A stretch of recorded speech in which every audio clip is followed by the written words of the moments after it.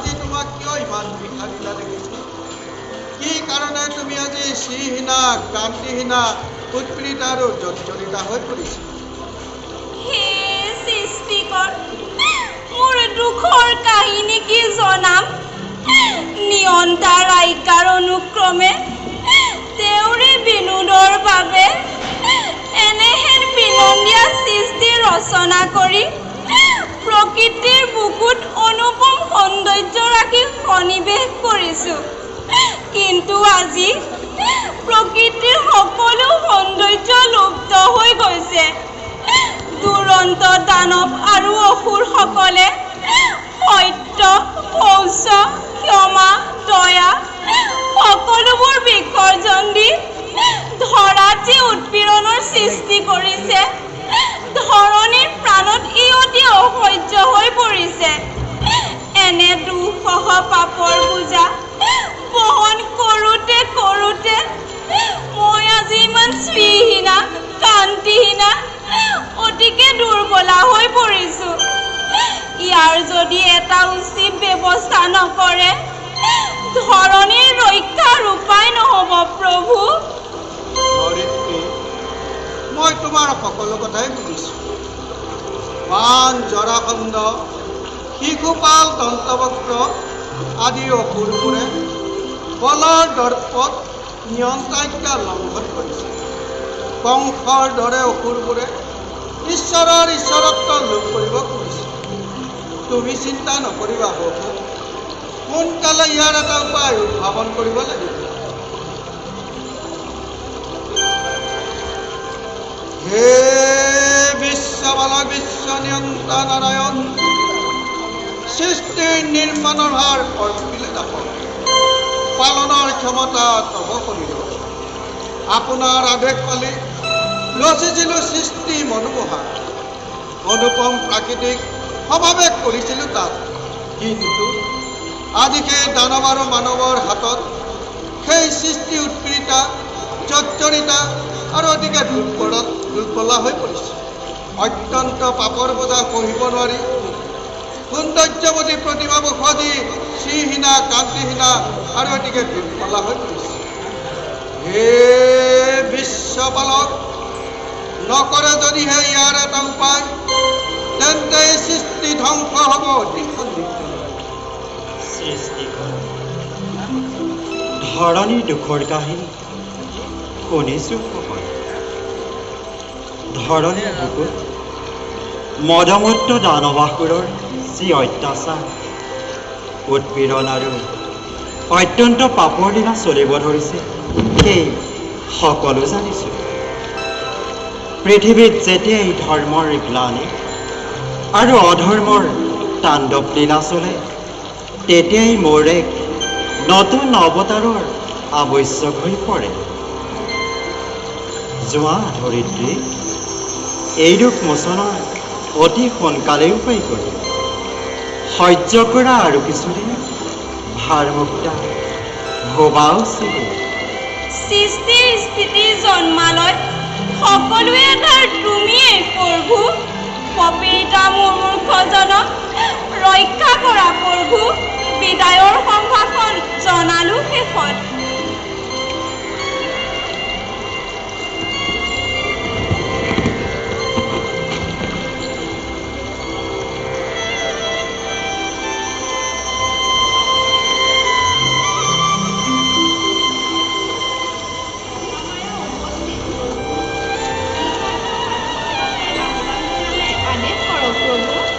মহামায়া, পৃথিৱীত ধৰ্মৰ গ্লানি, সজ্জনৰ পীড়ন আৰু অধৰ্মৰ তাণ্ডৱ লীলা চলিছে।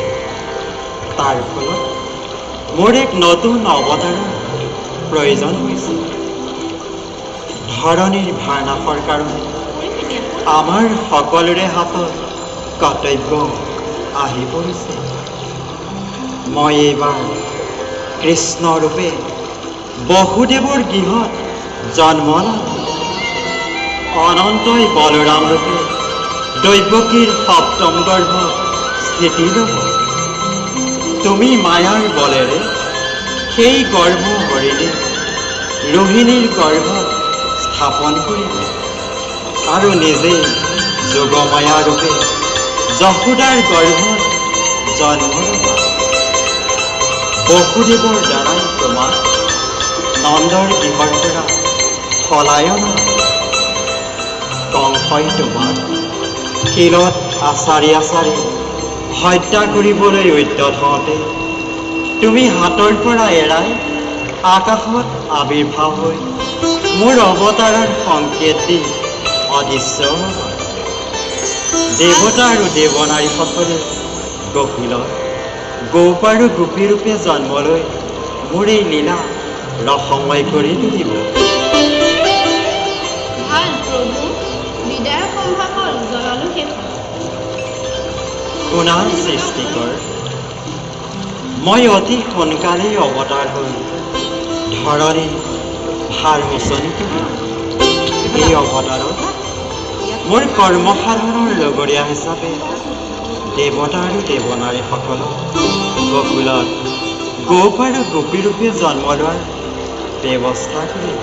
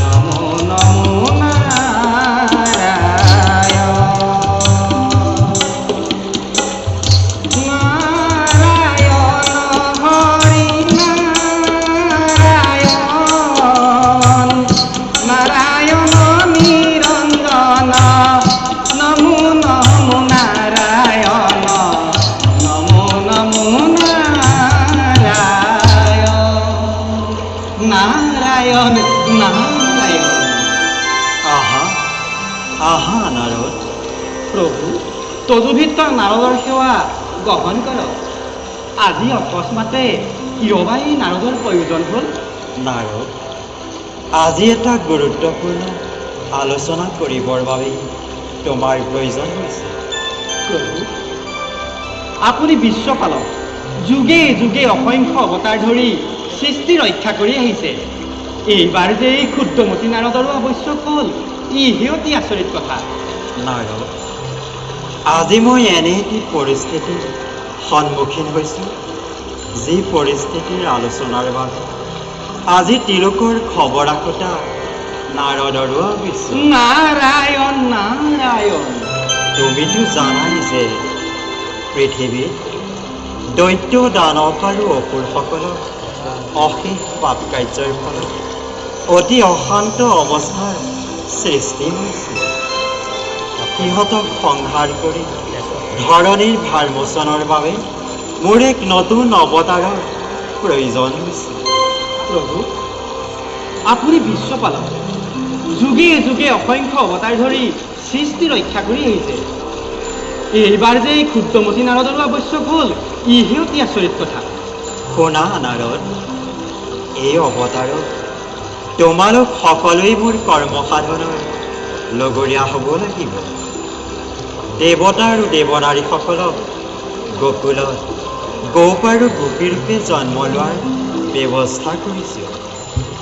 তুমি কিন্তু জন্ম ল'ব নালাগে নাৰদ। নাৰায়ণ নাৰায়ণ। তুমি সেই অসুৰ দানৱসকলক নানান মিঠা অথচ কুট কথাৰে মোৰ বিৰোধী কৰি তুলিবা, যাতে মই সিহঁতক সংহাৰ কৰিবৰ সুযোগ পাওঁ। তাতোতকৈ তোমাৰ মহান কৰ্তব্য হ'ব মোৰ এই লীলাসমূহৰ আধ্যাত্মিক ভাৱধাৰা উৎঘাটন কৰি সন্ত সাধুজনক ভগৱত ভক্তি ৰসস্বাদন কৰোৱা। প্ৰভু, এই নাৰদৰ সন্দেহ হ'ল যে যি অৱতাৰত সংহাৰেই মুখ্য উদ্দেশ্য, সেই অৱতাৰত আকৌ দেৱনাৰীসকলৰ আৱশ্যক কি? শুনা নাৰদ, ভূমিৰ ভাৰ হৰণে মোৰ প্ৰধান উদ্দেশ্য হ'লেও ভৱিষ্যত নৰ সমাজে যাতে মোক ভক্তি কৰি ভৱবন্ধন দূৰ কৰিব পাৰে, তাৰ বাবেই মই মোৰ অনন্ত মহিমা আৰু অসীম শক্তি প্ৰকাশ কৰিব লাগিব। সেই দৈত্যসকলক বধ কৰাৰ উপৰিও কালিয় দমন, গোবৰ্ধন ধাৰণ, পুতনা নাৰী হত্যা, বস্ত্ৰ হৰণ আদি দুৰুহ আৰু অশোভনীয় কৰ্ম কৰি মই সেইবিলাকৰ পৰা দোষমুক্ত হৈ মোৰ ঐশ্বৰিক শক্তি প্ৰকাশ কৰিম। তদুপৰি ৰাসলীলাৰ দ্বাৰা প্ৰধান ৰিপু কামক জয় কৰি জগতক বুজাব লাগিব যে কামাধুৰ পুৰুষৰ স্থান অতি তৰম। প্ৰভু, আৰু এই ৰাসলীলাতেই ৰাম অৱতাৰৰ ঋষিসকলৰ মনৰ কামনাও অন্তৰ্নিহিত হৈ আছে নাৰদ। প্ৰভু, সেই ঋষিসকলেনো কি কামনা কৰিছিল? অনুগ্ৰহ কৰি ক'বনে মোক? শুনা নাৰদ, ৰাম অৱতাৰত যেতিয়া মই পিতৃবাক্য পালন কৰি সীতাক লগত লৈ বনলৈ গৈছিলোঁ, তেতিয়া সীতাৰ মোৰ প্ৰতি ভক্তি দেখি ঋষিসকলেও তেনে সপ্ৰেম ভক্তি কামনা কৰিছিল। এই কৃষ্ণ অৱতাৰত সেই ঋষিসকলেই হ'ব গোপনাৰী, আৰু মই তেওঁলোকৰ লগত কামকেলি লীলা প্ৰকাশ কৰি তেওঁলোকৰ মনোবাঞ্ছা পূৰণ কৰিম।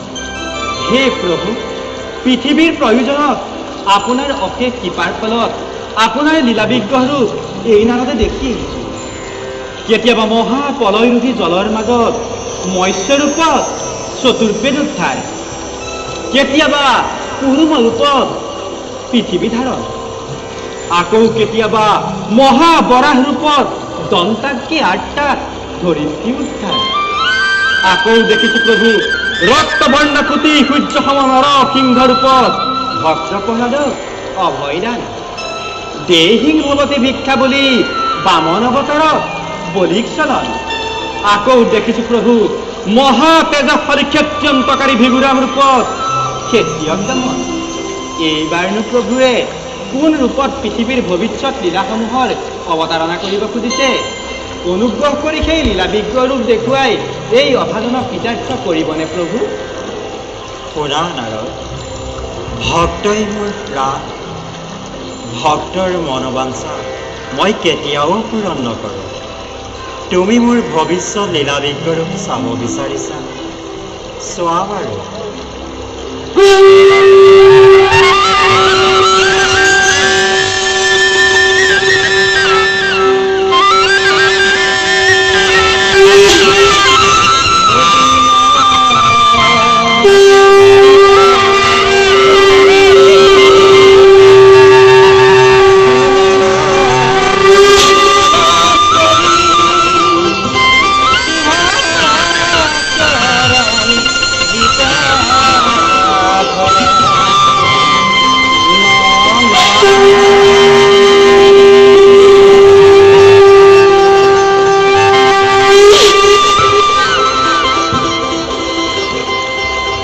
এতিয়া আমি সকলোৱে নিজ নিজ কৰ্তব্যত অগ্ৰসৰ হওঁ ব'লক।